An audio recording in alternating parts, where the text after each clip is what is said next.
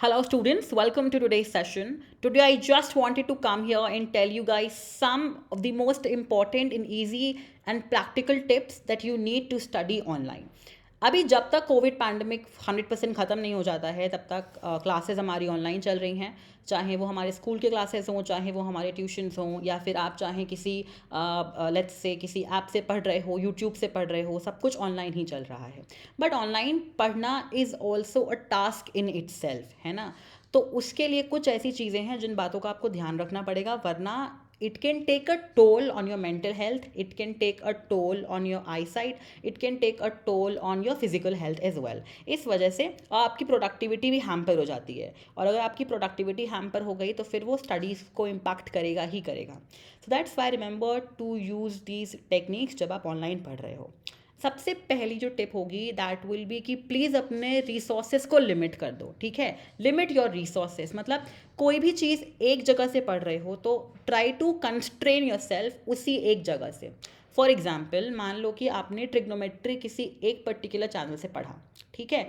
अब आपको क्या करना है, आपने लेट्स से वो ट्रिग्नोमेट्री का एक लेसन ले लिया है। अब आप जाइए, अब आप खुद से क्वेश्चंस को सॉल्व करिए, आप एनसीईआरटी के क्वेश्चंस को सॉल्व करिए, आप आरएस के क्वेश्चंस को सॉल्व करिए, साइड या फिर कोई भी साइड बुक आप यूज़ करते हो, और आप देखो, और प्रीवियस ईयर क्वेश्चंस को सॉल्व करिए।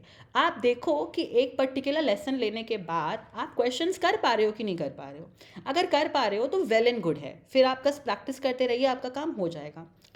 लेकिन अगर आपको लगता है कि हाँ कुछ ऐसे क्वेश्चंस हैं जो नहीं हो पा रहे हैं, then go ahead and move on to any other channel और any other educator if you studying from any particular app and all of that, ठीक है। एक चीज़ ध्यान देना कि ऑनलाइन ना बहुत सारा रिसोर्स होता है। एक ट्रिग्नोमेट्री के ऊपर thousands and thousands of videos हैं, और हम जब एक वीडियो देखते हैं तो रिकमेंडेशन में तमाम वीडियोस आ जाते हैं, और फिर हम टेम्प्ट हो जाते हैं किसी और पे क्लिक करके चेक करने के लिए कि अच्छा इसमें क्या बोला है, इसमें क्या बोला है, इसमें क्या बोला है।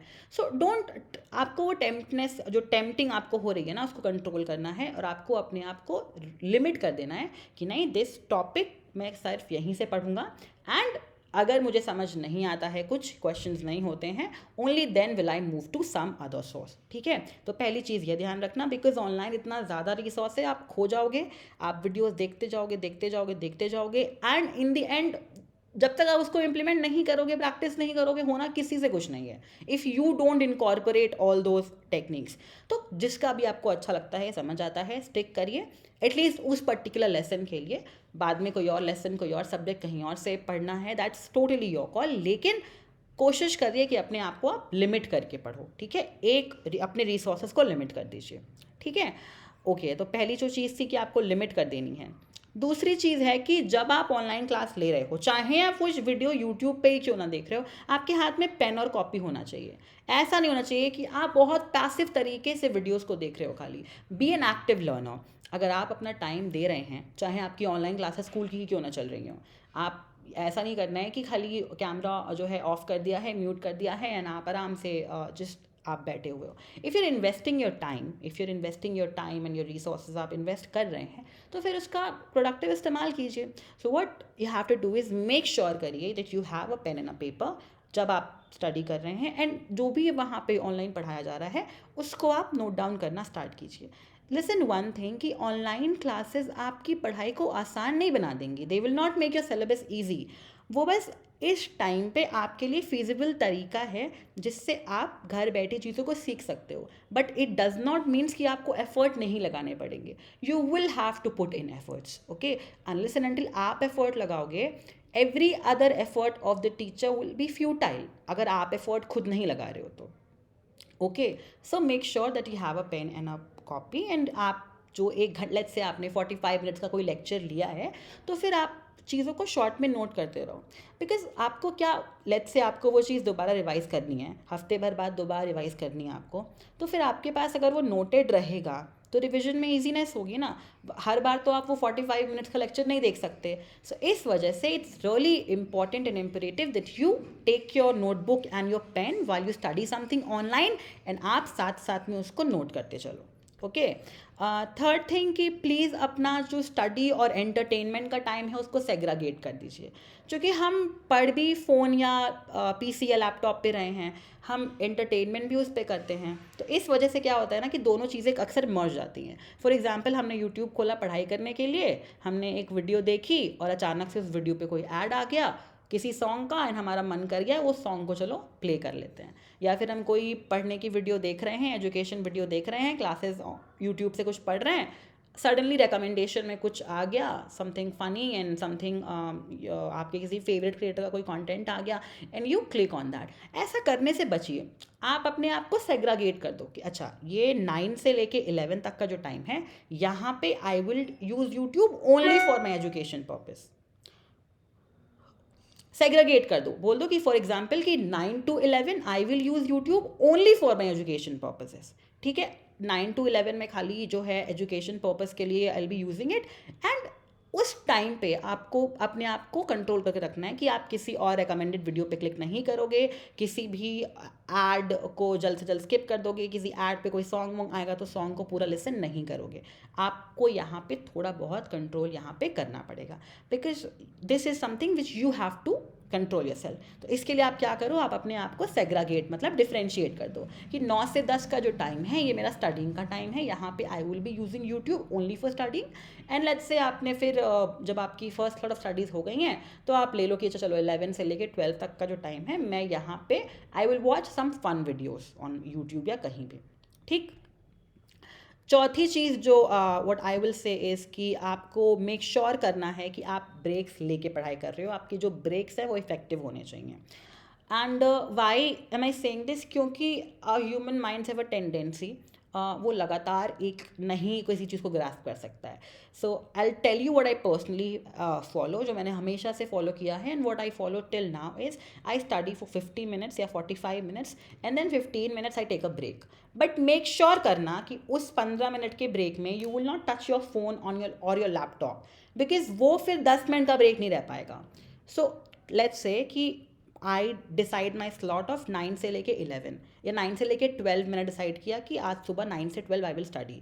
सो 9 से लेके 9:45 तक आई स्टडीड एंड 15 मिनट का ब्रेक लिया। उन 15 मिनट में I will walk around my home, I talk to my mom or I'll talk to a friend of mine or I'll listen to a song. But make sure I make sure that I don't watch a video. A song भी है तो खाली audio I'll listen. I won't watch the video and I will not be using social media. Phone तो use ही नहीं करना। So ये मैंने किया 15 मिनट, फिर 10 से लेके 10:45 तक फिर पढ़ाई करी, 15 मिनट फिर से ब्रेक लिया एंड देन 11 से लेके 11:45 तक फिर पढ़ाई और 15 मिनट फिर से ब्रेक ले लिया एंड फाइनली जो है मेरा पूरा 3 घंटे का स्लॉट पूरा हो गया। Then I am free. ठीक है, और कोशिश करो कि आप जो स्टडी आपको अपनी करनी है, I am not talking about your online classes school वाले या ट्यूशन वाले, मैं I am talking about self study.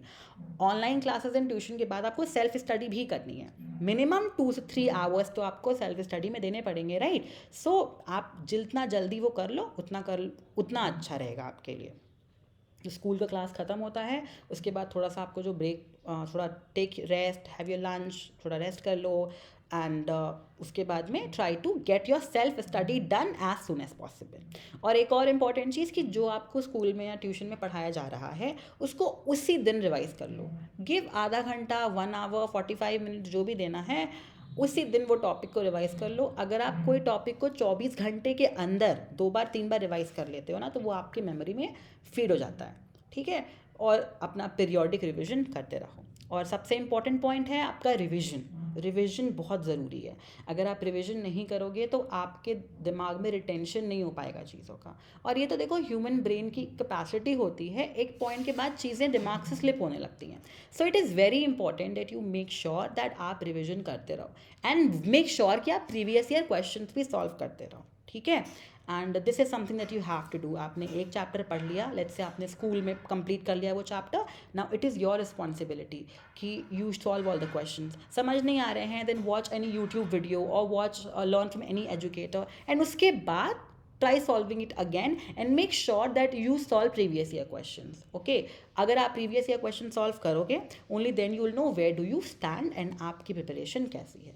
So follow these tips and make sure कि आप अपने आप को थोड़ा distance करो screen से, because already आपका screen time बढ़ रहा है, आप phone और laptop से ही पढ़ रहे हो. थोड़ा डिस्टेंस करने की कोशिश करो, try to find other ways of taking breaks. ठीक है, इसको ब्रेक के तौर पे कुछ और चीज़ें इस्तेमाल करो. For example, try to read a new book, a new novel, or try to walk, try to talk with your family members, your parents. The best break I think जो possible है. So try doing all these things and I'm sure कि ये आपका जो study schedule है उसको productive बनाने में बहुत help करेगा.